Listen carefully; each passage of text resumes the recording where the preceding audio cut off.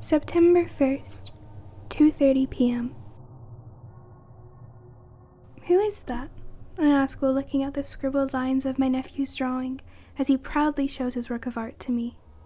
There appear to be 5 figures in the magic marker drawn picture. 4 of the scribbled lines and circles sit inside a small house. The drawing represents our family, which consists of myself, my sister, and my 5-year-old nephew named Sam. A smaller little lion drawing with 2 ears appears to be my cat Bosco. What catches my attention, though, is the figure standing outside of the house. While the other figures appeared colorful and smiling, something was strange about the drawn figure outside of the house. His lines were jet black, his face expressionless with a black hat sitting on top of his head. What caught my attention was the shade of his eyes, a dark green color. "Who is that sitting outside of the house, Sam?" I asked. "That is my friend Mr. Green Eyes," Sam exclaimed. "He watches me play from the window." "That's cool, little buddy," I replied. I look over to the window of Sam's playroom.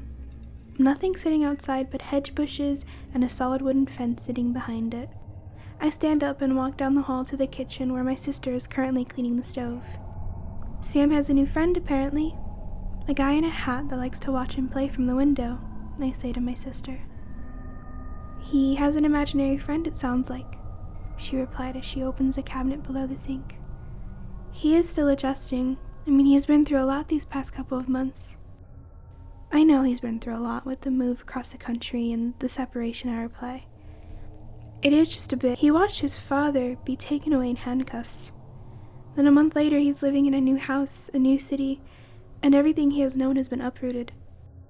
I shrug and realize that my sister is right. Sam had indeed been through a lot for someone his age. 3 months ago, I got a call from my sister asking me for a place to stay. Her husband, who had always loved his beer, suddenly really started to like it. And with that came intense arguments, and those disagreements eventually escalated when one day he decided to try to strangle her. I remember that night answering the phone to the sobs of my sister telling me that her husband was being let out in handcuffs in front of their only son. I told her I had plenty of room in my house, but it was across the country. My sister said the further she was away from him, the better.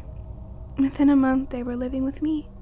It was an adjustment, but I did not mind knowing that my sister and my nephew were safe and had a shelter above their heads. She was right to assume that her son was adjusting and creating an imaginary friend in a new home and city to find a new way to cope. I decided to drop the subject, let the kid work through his emotions, and be supportive of whatever the two needed from me. After all, it was just a phase. September 25th, 12:05 a.m. It was a late night of surfing on the web, reading the news, commenting sporadically on Reddit, and listening to one of my favorite podcasts when I heard a strange noise.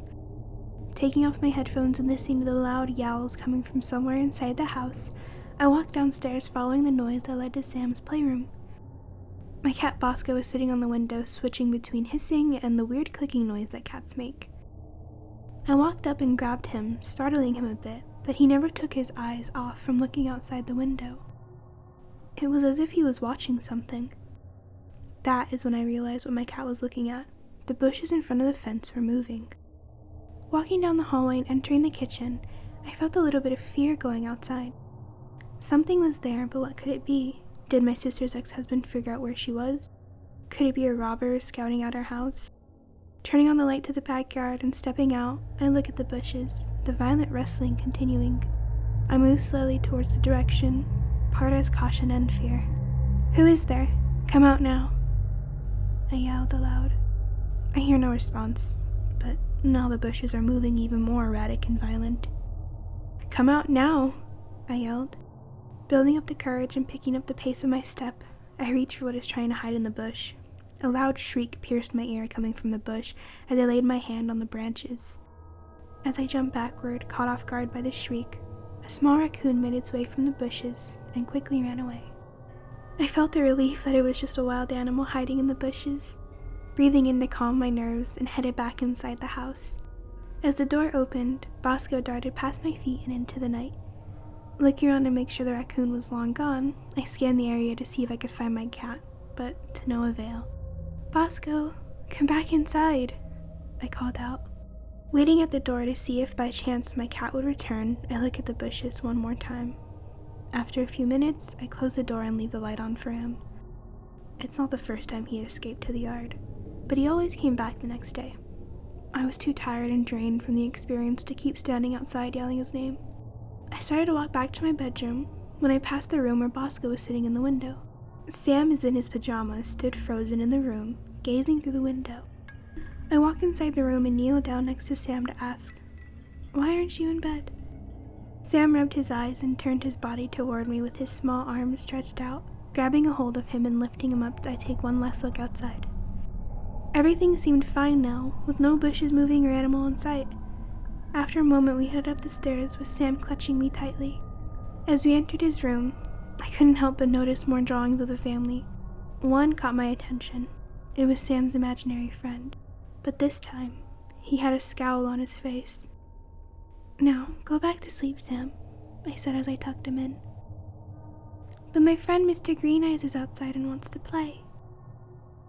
September 28th, 2:15 a.m. The sound of Bosco screaming woke me up.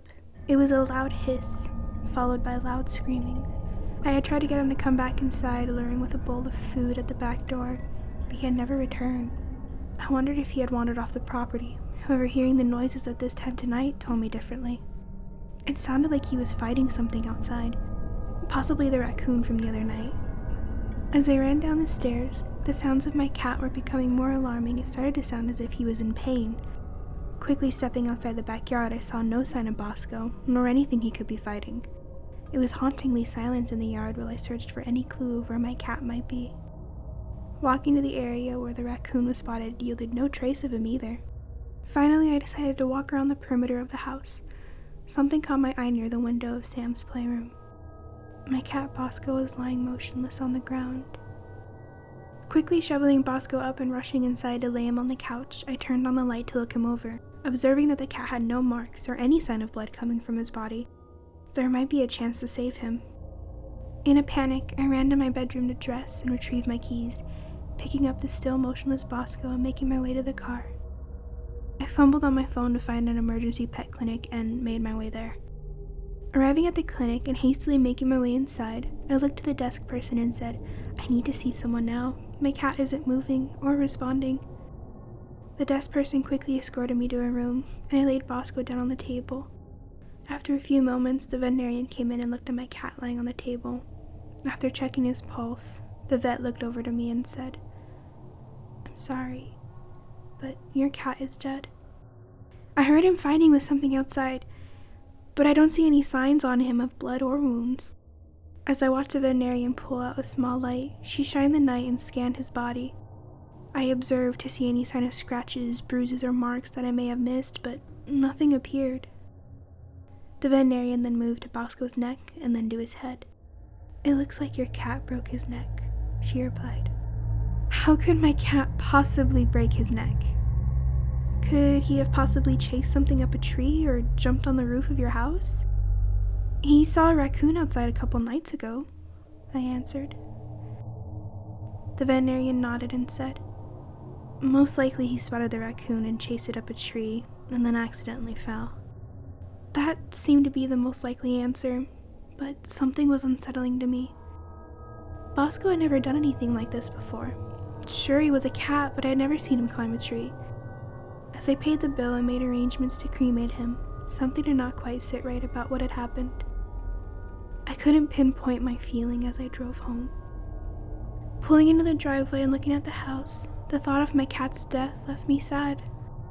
As I entered the house and peering outside the window where the two of us had seen the raccoon, there was nothing but the night and bushes.